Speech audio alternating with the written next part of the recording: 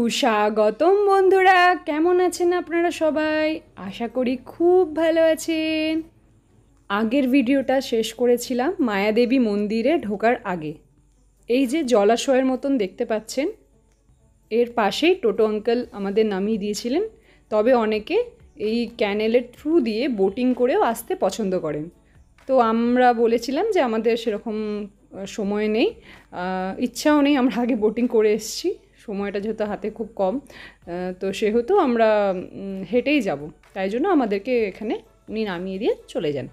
এখান থেকে এবার হেঁটে নিজের মতো ঘুরে আমরা বাড়ি যাব। যেহেতু এখানে সময় একটু বেশি হয়তো লাগতে পারে বা শেষ ডেস্টিনেশন, সেহেতু আঙ্কেল আমাদের ছেড়ে দিলেন। ঢোকার মুখেই ছিল লুম্বিনী মিউজিয়াম। সেটা আমরা দেখতে ঢুকিনি, কারণ এইটা দেখার বেশি আগ্রহ ছিল আমাদের, তাই আর ওটা দেখা হয়নি। তো আমরা টিকিট কেটে নিলাম টিকিট কাউন্টার থেকে। এখানে আমরা জুতো খুলব, অর্থাৎ যেখান দিয়ে এন্ট্রি নেব তারই ডান দিক দিয়ে গিয়ে আমরা একটু গিয়ে জুতো রাখবো। এখানে হাত পা ধোয়ারও ব্যবস্থা আছে, তবে সেটা পানীয় জল কিনা সেটা কিন্তু লেখা ছিল না। আপনাদের আগের এক ভিডিওতে বলেছিলাম যে এখানে অর্থাৎ নেপালে জলের কিন্তু সেরকম ব্যবস্থা নেই, ড্রিঙ্কিং ওয়াটার বলে সেরকম কিন্তু নেই, আমরা দেখতে পাইনি। সেখানে যেই জলগুলো এমনি ফ্লো করছে, অর্থাৎ হাত পা ধোয়ার বলুন বা নিচ থেকে আসছে, হ্যাঁ, মোটর দিয়ে তোলা হচ্ছে, যেরকমই হোক ট্যাপ দিয়ে পড়ছে আর কি। তো সেই জলগুলো যখন আমরা জিজ্ঞেস করছি খাওয়ার কিনা, তো সবাই বলছে খাওয়ার কিনা যাই না, তবে এটাই সবাই খায়, হিন্দিতে বলছে। তো এক জায়গায় একদম ডিরেক্ট জল আসছিল। আমরা এইটার দর্শন করে, মায়াদেবী মন্দিরের দর্শন করে বেরিয়ে এসে আমরা ওখান দিয়ে জল ভরে খাই। দেখি হ্যাঁ, খুব ঠান্ডা, খুব আরাম। আর পাশাপাশি যেহেতু দোকান ছিল না, খুব জল তেষ্টা পেয়েছিল, তাই আমরা ওখান দিয়ে খেলাম। জলটা খুবই ভালো টেস্ট ছিল। এন্ট্রি ফিয়ের যে চার্জ, সেগুলো আপনাদেরকে তো দেখালামই, বোর্ডে দেওয়া ছিল। আমাদের লেগেছিল 80 টাকা করে নেপালি রুপিসে, 3 জনের 240। এন্ট্রির সময় আপনাদের ব্যাগ চেক হতে পারে, আর প্লাস্টিকের বোতল নিয়ে যাওয়া কিন্তু অ্যালাউ নেই। এর ভেতরে ফটোগ্রাফি বা ভিডিওগ্রাফি করা যাবে না, তাই আপনাদেরকে গুগল থেকে নেওয়া এই ফটোটা দেখিয়ে দিচ্ছি। আমাদের দেখা হয়ে গেছে, আমরা বেরোচ্ছিলাম, আর মা আমাকে বোঝাচ্ছিল, হিস্ট্রি নিয়ে, ইতিহাস নিয়ে কিছু একটা বলছিল।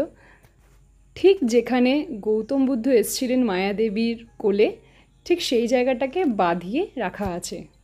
ওই স্পটটাকে ইন্ডিকেট করার জন্য একটা পাথর দেওয়া আছে, তার উপরে কাঁচ দেওয়া, ভেতরে লাইটিং করা, আর বাকি আশেপাশে যেই ধ্বংসাবশেষগুলো আছে সেই সব শুদ্ধ নিয়ে নেপাল সরকার একদম বাঁধিয়ে রেখেছেন। মাথাটাকে এমন করে রেখেছেন যাতে কোনো দিন ওপর থেকে কিছু ভেঙে না পড়ে, বা যাই হোক যে কোনো ডিজাস্টারই আসুক না কেন, যেন ওই পবিত্র স্থানটার কোনো ক্ষতি না হয়।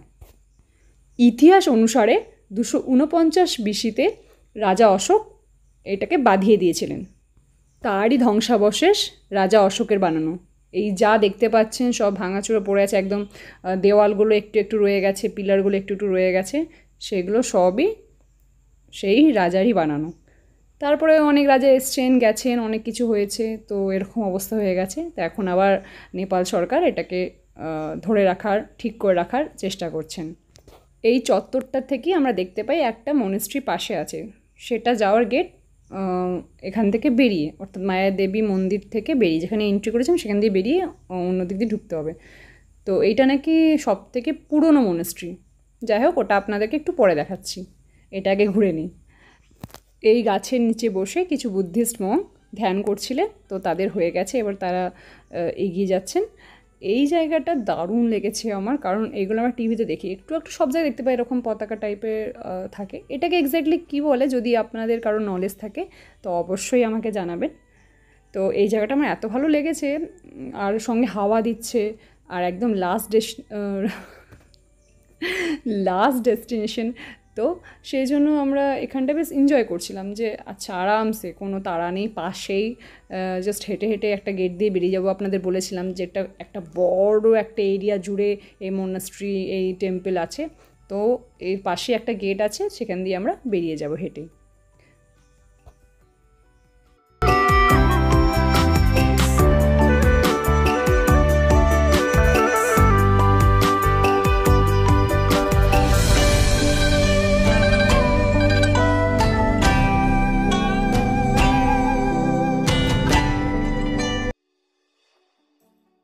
এখানেই আমাদের আলাপ হয় ফ্রান্সের কিছু মানুষদের সাথে।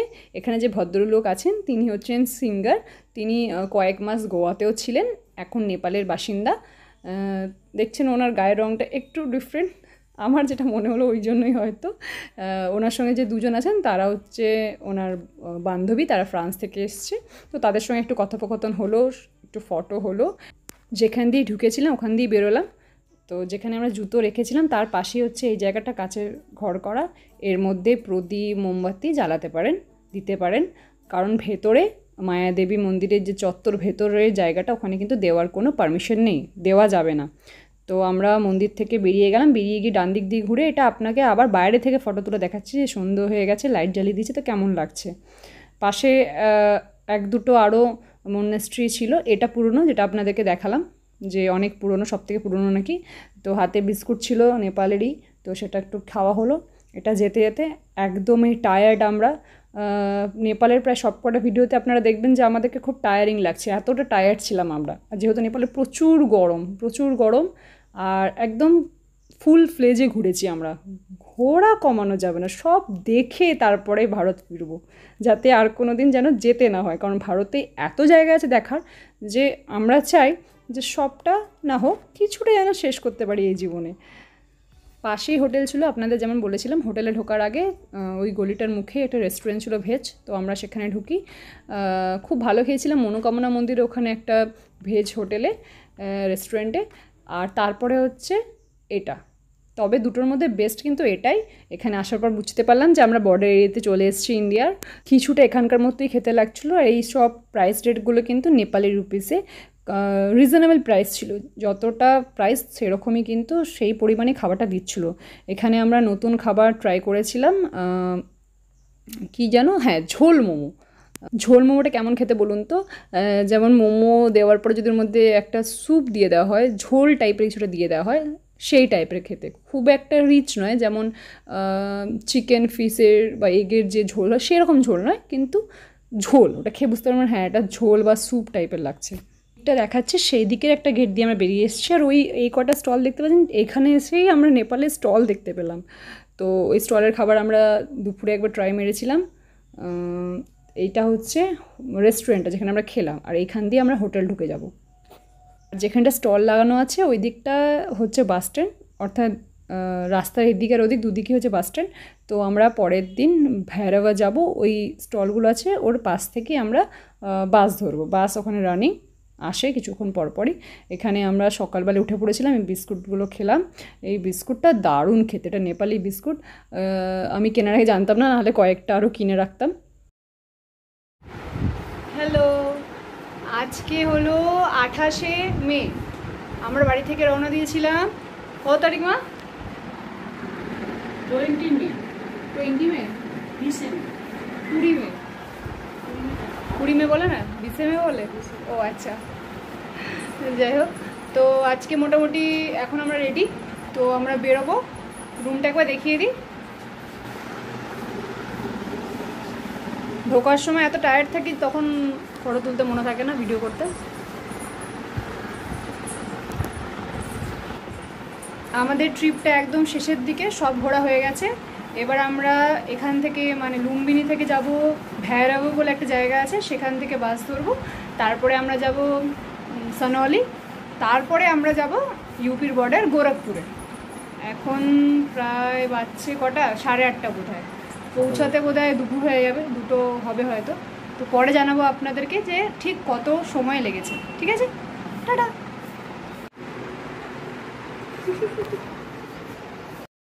আপনাদের আমি আগেই বলেছি আমরা খুব রিজনেবল প্রাইসে সব জায়গায় ঘুরি থাকি। এমনটাও নয় যে না খেয়ে থেকে যাই বা বাজে রুম নিই, সেরকম নয়। কিন্তু সব মিলিয়ে যেন অ্যাফোর্ডেবল হয়, প্রবলেমেটিক না হয়, সব দিক দিয়ে সুবিধা। অর্থাৎ যারা ঘুরতে চান অথচ রিজনেবল প্রাইসে ঘুরতে চান, তারা কিন্তু আমার ভিডিওগুলো ফলো করতে পারেন বা আমাকে জিজ্ঞেস করতে পারেন কিছু জানার হলে।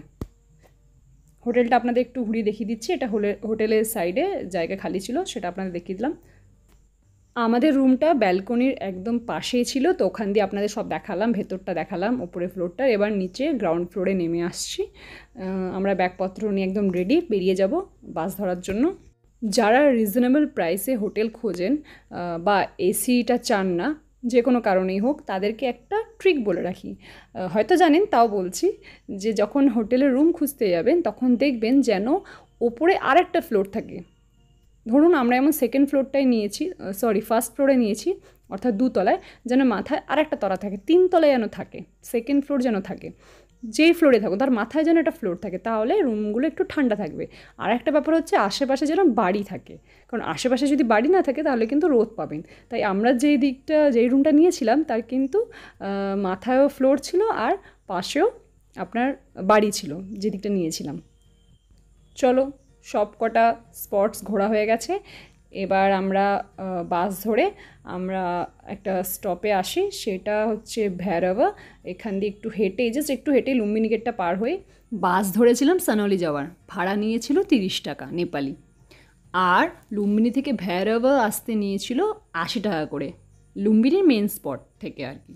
কিছুক্ষণের মধ্যেই আমরা নেমে পড়ি সানৌলিতে, নেপাল আর ইন্ডিয়ার বর্ডারে।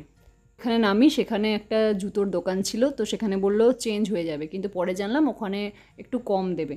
তো আমাদের প্রায় 3,500 মতন বাকি ছিল নেপালি কারেন্সিতে। তো ওখানে দেখলাম পর অনেকগুলো কাউন্টার আছে কারেন্সি এক্সচেঞ্জ করার।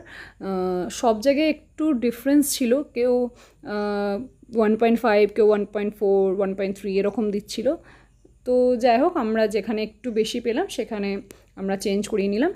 হয়তো কিছুদিন আগে বৃষ্টি হয়েছিল, তো একটু জল জমেছিল এদিক ওদিক। যাই হোক, তো আমরা এমন জায়গায় আছি, একদিকটা হচ্ছে নেপাল আর একদিকটা হচ্ছে ভারত, ইন্ডিয়া, হিন্দুস্তান।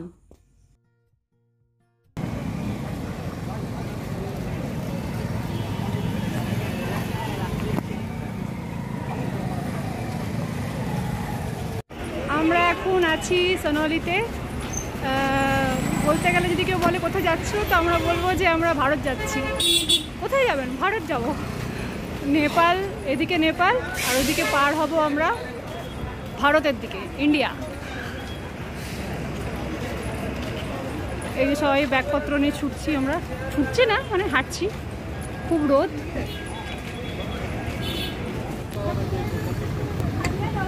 ও ডগ চেক করে দেয়।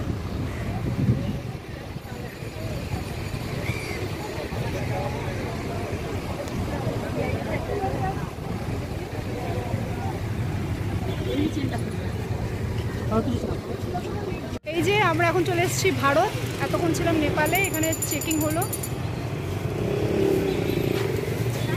এই যে মা আর ভাই, কেমন লাগছে ভারতে ফিরে এসে? খুব ভালো লাগছে, দারুণ আনন্দ হচ্ছে যে আমার দেশে ফিরে এসেছে। প্রাণ জুড়িয়ে গেল বলো, দেশের পতাকাটা দেখে, দেশের পতাকা দেখে প্রাণটা জুড়িয়ে গেল। চলে এসেছি আমরা ভারতে, ভারত মে কদম রাখ দিয়া हम लोग। ভারতে ঢোকার আগে আমাদের চেকিং হলো, সবারই হলো, এটা ক্যাজুয়াল ব্যাপার, যেহেতু নেপালের সবার ঢোকা অ্যালাউ আছে পাশাপাশি কান্ট্রিজগুলো, কিন্তু আমাদের ইন্ডিয়াতে সেটা নেই, সেহেতু। তো কেমন একটা লাগছিল, নিজের ভারতে ঢুকতেই ডকুমেন্টস লাগছে, কিছু করিনি তাও। তো আমরা পার হয়ে দুটো ছোটো ছোটো কোল্ড ড্রিঙ্ক কিনে বাসে উঠলাম। বাসে দেখুন টাইমের ডিফারেন্সটা দেখতে পাচ্ছেন নিশ্চয়ই। প্রথমটা আমার ফোনে হচ্ছে নেপালের টাইম, আর দ্বিতীয়টা ভাইয়ের ফোনে হচ্ছে ভারতের টাইম। এটা একটা আলু চিপস বিস্কিট থেকে গেছিলো নেপালের, সেটা আমরা খেলাম। এখান দিয়ে বাস ধরলাম, গভর্নমেন্ট বাস পাওয়া যায় ইউপির, আর প্রাইভেটও পাওয়া যায়। তো আমরা সানৌলি বর্ডারটা ক্রস করি, দুদিকের নামই সানৌলি, ওই বর্ডার এরিয়াটা। তো ওখান দিয়ে ক্রস করে আমরা একটা রিক্সা ধরে 50 টাকা নিয়েছিল, আমরা ধরে চলে এসেছিলাম প্রাইভেট বাস স্ট্যান্ড। প্রথমে সরকারি বাস স্ট্যান্ড ছিল, তারপর প্রাইভেট। তো আমরা বুঝতে পারলাম না কোনটা ধরবো, তো প্রাইভেটে চলে আসলাম। তো দুটোতেই সেম ভাড়া, ওই 160-এর কাছাকাছি। পাশে যিনি আছেন তাকে আমি চিনি না, কিন্তু বেশ মজা লাগছিল, দুজনে ঘুমাচ্ছে, টায়ার্ড। এইটা আমরা গোরখপুরে পৌঁছানোর পর আগে পেট পুজো করলাম, কারণ পেলে পেট পূজা ফির কাম দুজা, যেমনটা বলে আর কি। তো এখানে এসে শান্তি লাগে, আমার ভারতের খাবার রিজনেবল প্রাইসে একদম। হয়তো পশ্চিমবাংলার মতো নয়, খেয়ে খুশিয়ে গেল। তারপরে একটা কাজ ছিল আর কি স্টেশনের ভেতরে গোরখপুরের, তো সেটা একটু আপনাদের দেখিয়ে দিই কেমন। সব স্টেশন যাবে না সেরকম, তবে এরিয়াটা একটু বড় গোরখপুরে।